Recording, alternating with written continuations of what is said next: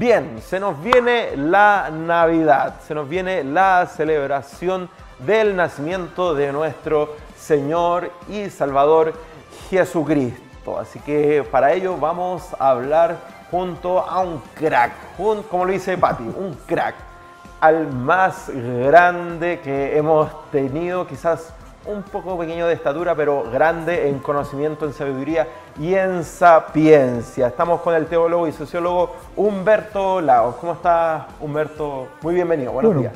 El agrado de saludarte y particularmente saludar a quienes están viendo el programa para poner el acento en algo que nosotros lo recordamos permanentemente todo el año, pero cuando se aproxima la fecha que se instaló como fecha del nacimiento de Jesús, hubo un acercamiento mucho mayor, mucho mayor. Y curiosamente, este es un acercamiento de carácter universal. Exacto. Y para nosotros plantea una serie de interrogantes en el sentido de reconocer qué es lo que fue este nacimiento, qué pasó con ello, qué significa Jesús en nuestra historia. Bueno, esta celebración no está exenta obviamente de polémicas, de discusiones, legítimamente, ya hablando de fecha, muchos dicen por qué se celebra en esta fecha, si no fue en esta fecha, otros dicen si fue en esta fecha. La verdad que nadie se pone de acuerdo, pero no es un tema relevante, pero sí un tema que da para hablar, ¿no? Claro, sin ninguna duda. Fíjate que cuando uno empieza a examinar los textos históricos, yo me puse mis lentes porque la vista a veces me complica en algunas notas que tengo.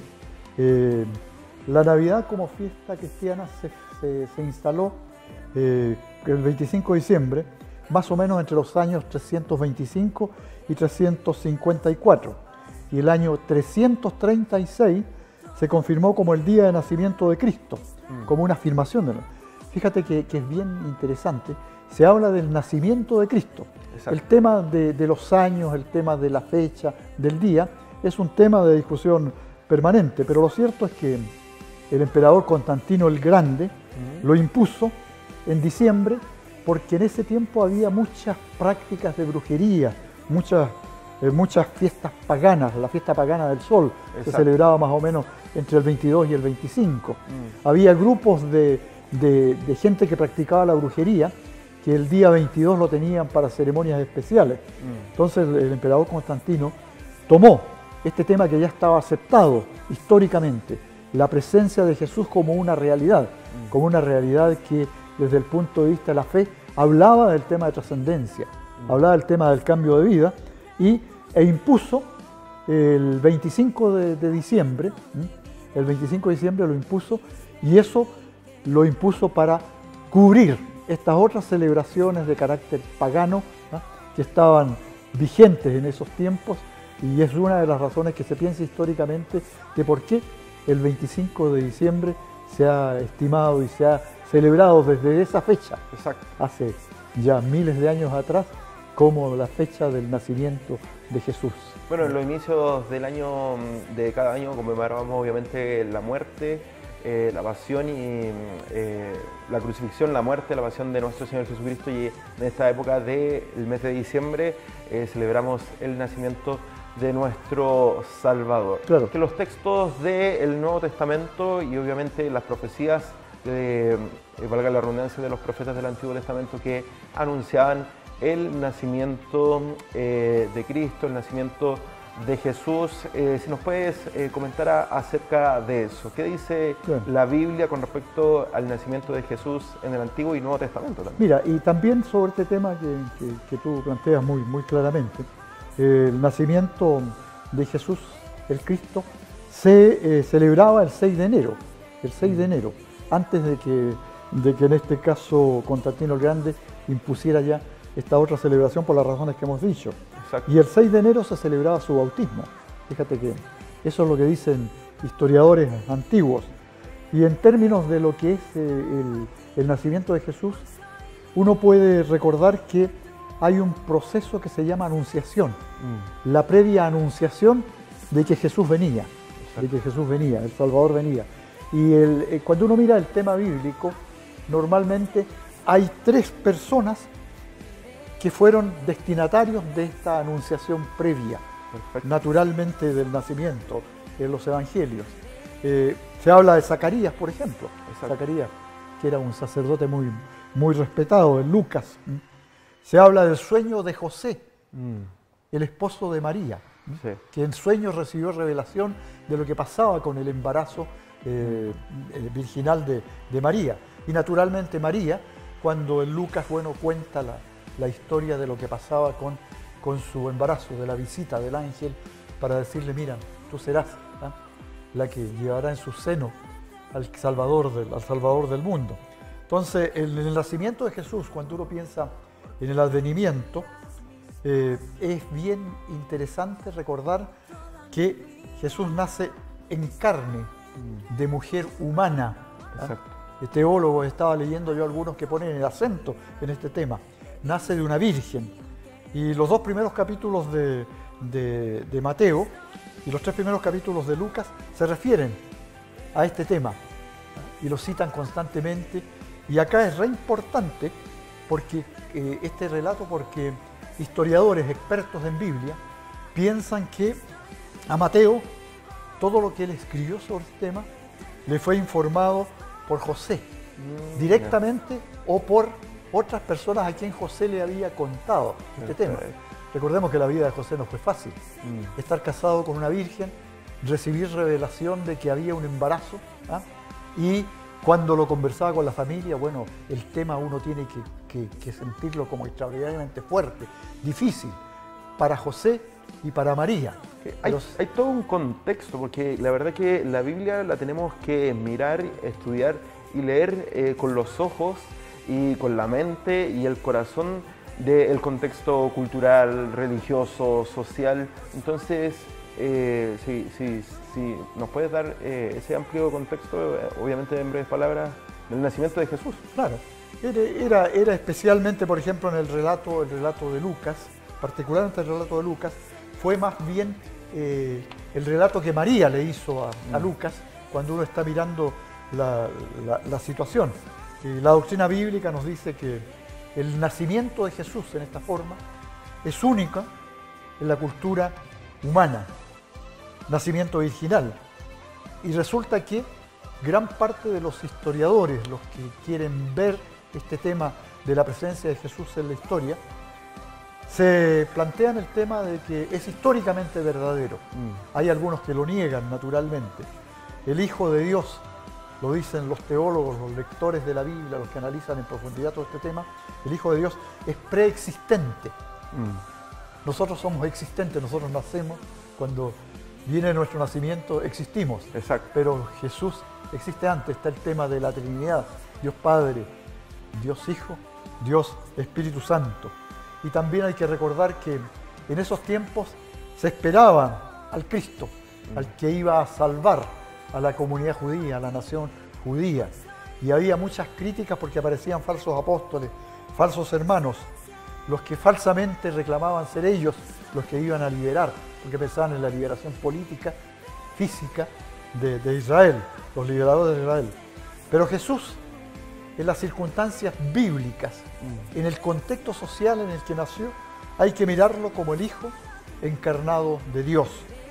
Jesús en la forma griega de Yeshua o Yoshua, que quiere decir el Señor, es mi salvación. Y de Jesús siempre se habla cuando se lo cita bíblicamente, y uno puede verlo en el Nuevo Testamento, de la genealogía. Genealogía, ¿de dónde venían? ¿De dónde venía? Hartos nombres. Muchísimos, muchísimos. Sí. Algunos tienen 70, otros tienen más. Depende Sí. del libro y la investigación que haya hecho el autor del libro, Lucas o Mateo u otros. Y el nombre, por ejemplo, dato curioso, el nombre de Jesús aparece más en los evangelios y en el libro de Hechos y menos en las epístolas. Es menos citado en las epístolas. Exacto. El Apocalipsis de Juan usa el nombre de Jesús varias veces y Jesús lo muestra como fiel y verdadero testigo de la salvación, de la vida. Jesús, por ejemplo, usó a veces el título de Hijo del Hombre, o simplemente hombre. Jesús estaba encarnado, era parte de esta sociedad, y a esta sociedad es la que le hablaba. Y el discurso de Jesús tenía un tremendo impacto social. No eran 10, 12 apóstoles los que lo seguían, eran miles de personas. Exacto. Que empezaron a ver en Jesús algunos como el liberador político, Pero cuando Jesús planteaba su testimonio, se daban cuenta que la presencia de Dios estaba allí, encarnada.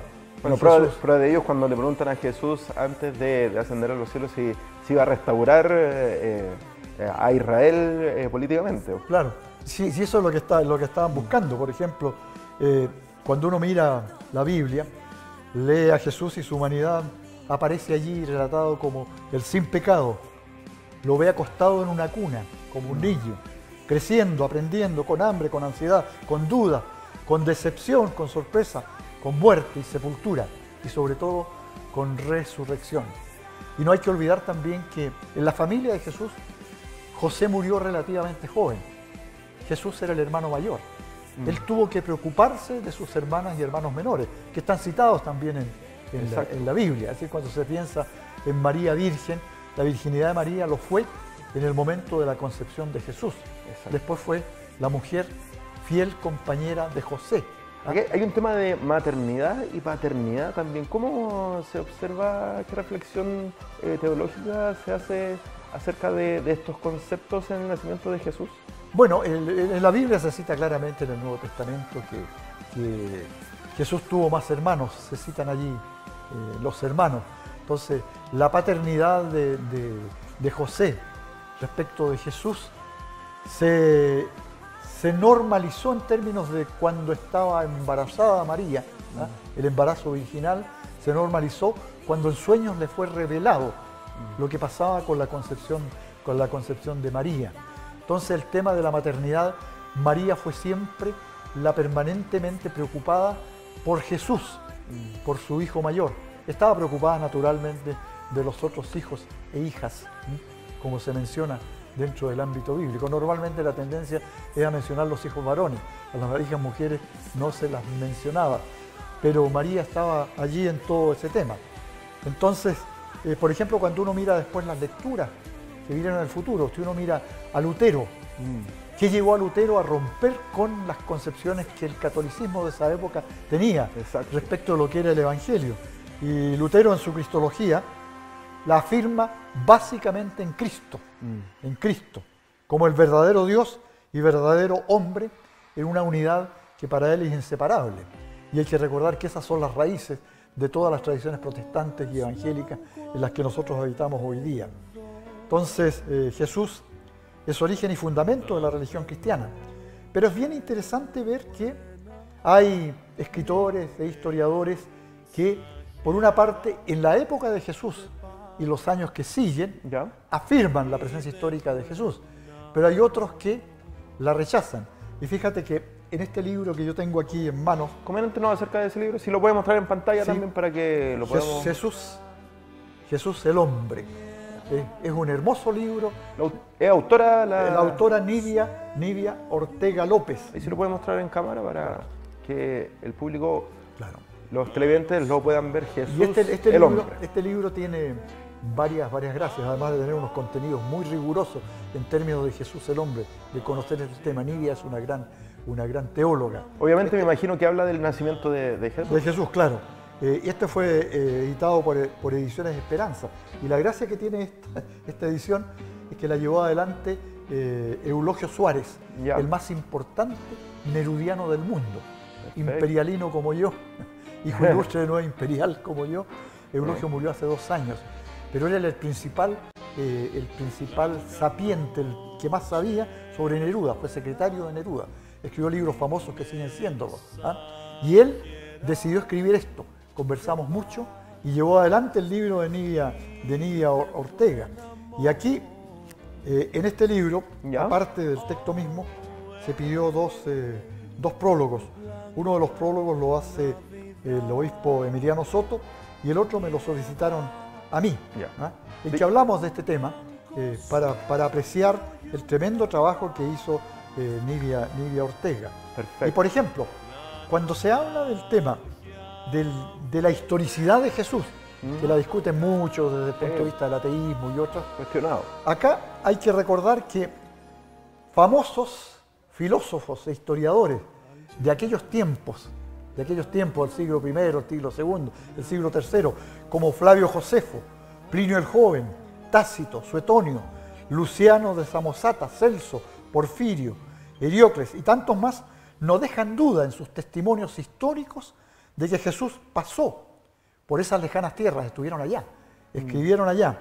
Y cualquiera que haya sido la opinión que para ellos representaba la presencia de Jesús, afirman que existió históricamente el Mesías.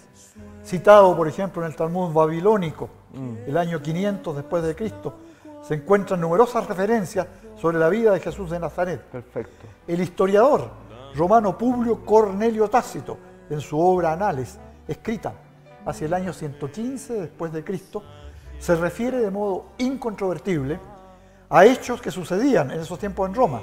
El incendio de la ciudad, por ejemplo, y de lo ocurrido un siglo antes en aquel lejano rincón del Imperio Romano, en los que se recuerda, y lo dice así, Publio Cornelio, se recuerda la ejecución de Jesús por orden de Pilato, y dice, por ejemplo, esto textualmente: y así Nerón, para callar esta voz y descargarse, dio por culpados de él y comenzó a castigar con exquisitos géneros de tormentos a unos hombres aborrecidos del vulgo por sus excesos, comúnmente llamado cristiano. El autor de este nombre, dice Publio Cornelio, fue Cristo, el cual, imperando Tiberio, había sido ajusticiado por orden de Poncio Pilato, procurador de la Judea, origen de este mal, sino también en Roma, donde llegan y se celebran todas las cosas atroces y vergonzosas que hay en las demás partes. Las referencias de los autores de esa época no dejan absolutamente posibilidad de dudas sobre la existencia de Jesús. Después hay gente que los niegan. Por ejemplo, el francés Charles-François Dupuy, en 1743 y 1809 vivió. El conde de Volney rechazaron la existencia histórica de Jesús. Dupuy dice que un Dios nacido de una virgen en el solsticio de invierno y resucitado en la Pascua después de haber descendido a los infiernos. Un Dios que lleva tras de sí un cortejo de 12 apóstoles, correspondiente a las 12 constelaciones, y que hace pasar a la humanidad bajo el imperio de la luz, no puede ser más que un Dios solar, copiado de tantos mitos heliosísticos que abundan en Oriente. Resulta que estos que critican la realidad histórica de la presencia de Jesús funcionan más en términos de sus propias ideologías, de sus propias versiones. Entonces, acá la propia autora Nidia Ortega López, cuando comenta lo que están diciendo estos autores, dice: los autores mencionados buscan extraños argumentos para sostener una tesis imposible, puesto que desde su propia negativa emerge la luz de la existencia real de Cristo Jesús. Excelente. Entonces el tema, como te digo, de la presencia de Jesús está aquí. Por ejemplo, citemos a Suetonio en su trabajo Vita Claudii. Escribe en el año 120 después de Cristo, cuando habían testigos que les habían contado a quienes ellos interrogaban sobre lo que ha sido la vida y la existencia real de Jesús. Él dice: el emperador Claudio expulsó de Roma a los judíos porque por influencia de Cristo llegaron a ser causa permanente de desorden. ¿Por qué? Porque los cristianos naturalmente tenían tremendas situaciones de orden crítico respecto de lo que era la cultura religiosa, esta situación de dioses plurales que mantenía el Imperio Romano. Entonces, es una vida activa, pero que la realidad de Cristo fue una realidad histórica, hoy día nadie lo niega porque es así, pensando en el Cristo hombre. Y naturalmente para nosotros y para quienes estudian en serio estos temas, la presencia de los textos bíblicos del Antiguo y del Nuevo Testamento son también textos históricos innegables. Exacto. Oye, qué contundente respuesta, qué contundente reflexión. Querido Humberto, ¿cuál debe ser nuestro comportamiento, nuestra conducta en estos días que estamos a puertas de celebrar el nacimiento del Salvador del mundo? ¿A qué nos debe llamar la reflexión cristiana teológica? Bueno, primero el agradecimiento a nuestro Dios por haber planteado este tema de la manera histórica que estamos nosotros conversándolo, habernos regalado a Jesús el Cristo. Jesús el Cristo que entre múltiples actividades se metía en todos los temas,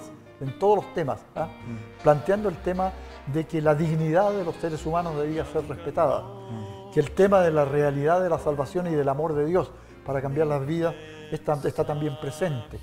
Recordar a Cristo cuando grita allí en el monte delante de miles de personas que estaban escuchándolo. Y fíjate que el cuadro de Jesús hablando, cuando había miles, tenía que ver con el hecho de que los discípulos se ponían delante de grupos e iban repitiendo lo que Jesús decía en el Sermón de la Montaña. El Evangelio oral. Las bienaventuranzas. Bienaventurados los pobres. Y cuando Jesús nos dice, no es porque la pobreza sea un acto virtuoso, sino porque es un acto de pecado provocado por los poderosos, por los dominadores que condenan al pueblo al hambre. Entonces Jesús nos deja enseñanzas que tienen un tremendo impacto. El valor de la vida, el valor de la justicia. Exacto. Pues el Sermón del Monte lo que retoma es el tema de los 10 mandamientos y los pone en lenguaje de la época. Entonces Jesús en medio del pueblo está allí siempre presente y esa presencia de Jesús se manifiesta hoy día. Y tenemos que explorar qué es lo que pasaba, estos temas que estamos hablando nosotros. Tenemos que explorar la presencia histórica de Jesús. ¿Qué significaba en aquella época lo que Jesús estaba afirmando? ¿Y qué es lo que significa para nosotros este llamado a la paz, a la concordia, a la convivencia, a transformar el ejercicio de la fe en un ejercicio de libertad, en un ejercicio de amor, en que la preocupación fundamental sea por los desposeídos, por aquellos que tienen más necesidades, que fue la preocupación permanente de nuestro Señor Jesucristo. Hablando de ejercicios, querido Humberto, yo me imagino que es el ideal que cuando las familias se reúnan a celebrar, obviamente, la Nochebuena, haya una lectura bíblica, obviamente, los sermones, las exposiciones bíblicas, las reflexiones en estos días van a ser acerca de eso por parte de los líderes religiosos, obviamente que dirigen las liturgias, servicios, cultos en estas épocas, pero ¿qué lecturas tú recomiendas a nuestro público, al público cristiano, también evangélico,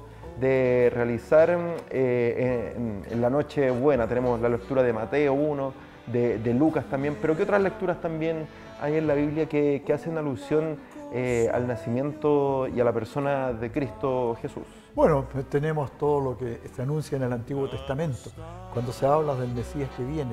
En la lectura, por ejemplo, de Juan el Esenio, que era primo de Jesús, cuando se produce el tema del bautismo y Jesús inicia a los 30 años su ministerio, que en 3 años estremeció la historia, estremeció el mundo, tanto que hoy día lo tenemos tremendamente presente. Pero particularmente hay que mirar el tema de Mateo, de Lucas, cuando se anuncia a los pastores que Jesús va a nacer allí, cuando se ve todo ese tema. El tema de, por ejemplo, cuando uno habla de los Reyes Magos, a veces la gente tiene la tendencia a decir los Reyes Magos prácticamente llegaron al pesebre. No, ellos llegaron meses, años después. Y por eso Herodes, cuando fue interrogado por los Reyes Magos acerca de dónde había nacido el rey, Herodes ordena el asesinato de todos los niños menores de 2 años, porque no quería que hubiera nadie que perturbara el reinado que él estaba ejerciendo. Entonces, el trazado bíblico que tiene que ver con la presencia de Jesús es importante. Cuando fueron a inscribir a Jesús, cuando Jesús está en el templo, niño, dándole lecciones que asombran a los sacerdotes que estaban allí, y cuando Jesús les plantea temas desde niño que tienen que ver con la preocupación por el prójimo. Entonces, son múltiples las provocaciones positivas desde el punto de vista bíblico para iluminar esta noche de Navidad, pero sobre todo poniendo el centro en que es el regalo de Dios, un regalo de Dios que permanece ahora y para siempre y que está cimentado y alimentado por la fuerte presencia del Espíritu Santo. Excelente. Muchas gracias, Humberto Lagos, por estar junto a nosotros y hablar acerca de la perspectiva cristiana, bíblica, de lo que nos trae la Navidad, que es celebrar el nacimiento de nuestro Señor Jesucristo. Gracias, Humberto, por este momento de análisis, de conversación y de diálogo también. Es un agrado y un saludo cordialísimo a todas y todos quienes estén escuchándonos, viéndonos, y un abrazo fraternal de Navidad. Amén. Muchas gracias, Humberto, nuevamente. Producción estará obviamente en contacto junto a usted para requerirlo en cualquier momento y hablar de estos temas tan importantes para el mundo en general y especialmente para el pueblo cristiano, el pueblo de Dios.